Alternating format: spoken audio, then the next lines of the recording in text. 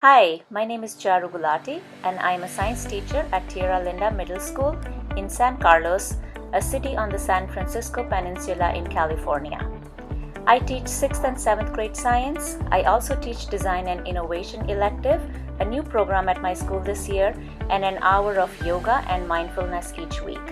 For my capstone activity, I worked with 67th graders. The focus of this unit was to build knowledge about our changing world as we learned about the wonder material, plastic, and how its increased production and usage is interfering with our environment.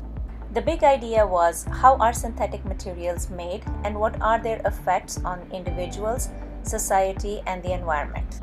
With this knowledge, I wanted my students to take responsibility and feel empowered to bring about a change in their community. We kicked off the unit by watching National Geographic's documentary The Human Footprint to understand how our ecological footprint adds up over our lifetime. The students discussed their household plastic consumption with their families, used the plastic footprint calculator, and discussed their data in class using Padlet.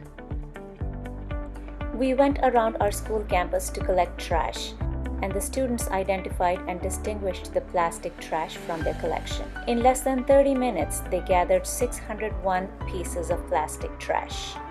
The students were curious to know where does the plastic trash end up if not picked up, and how does the trash end up far out to the sea. To dig deeper, we looked at several data charts from our World in Data to see the increased plastic production in last 65 years, production by industry, and plastic ocean input from top rivers. Students were very engaged in trying out simulations from plasticadrift.org. With these understandings, I introduced the first part of the project. As the students began working in small groups to understand different aspects of plastic pollution, I provided resources to help kick off their poster presentations. Here are some of the poster topics. Effect of plastics on various organisms in ocean food webs and the human world. Gyres and how and where they are formed. The economics of plastics and how companies contribute to pollution and how some are beginning to reduce plastic usage. Research on alternatives to plastic and recycling. The cultural attitude of our school community towards recycling and comparing it to data from different parts of the world.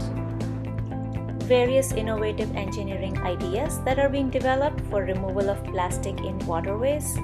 Some local and global organizations working to create awareness about the problem and clean up plastic pollution. Equipped with new knowledge, the facts of plastic pollution, and a sense of environmental empathy, the question now was, what action can we take? To launch the second part of the project, we looked at the UN Sustainable Development Goals to see which ones connected to our current topic. Together, we shortlisted Goal 12 and 14, Responsible Consumption and Production, and Life Underwater. We began by watching Greta Thunberg's No One is Too Small to Make a Difference. The students were very inspired by Lauren Singer's Why I Live a Zero Waste Life on TEDx talk. Once again, students worked in small groups to choose an action item to advocate for the environment. The students designed and distributed flyers. They talked to neighbors in their community. They visited pet stores to look at the usage of plastic packaging. They got creative and composed rap songs to inform the community about plastic issues. Plastic, so much of it around me, bottles, containers, packaging, and PVC. They wrote emails to companies like Jamba Juice and Subway and were thrilled to get a response back from the company about their plastic usage. Their PSAs were filled with persuasive messages. We never even knew what would happen. We never knew the consequences of our man-made creation. But there is still time. There is still time to act. There are hundreds of organizations out there, hundreds, big and small, working to end the plastic's death grasp on our Earth. The school lunch program was audited and students contacted the management with a variety of suggestions to improvise the packaging.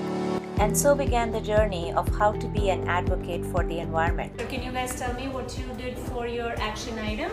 So I went to a barbecue and I interviewed 6 people and asked them about their water bottle usage. So I told them like about the alternatives, like the stainless steel water bottle. So we created a website, created a flyer, and a survey that we asked people downtown.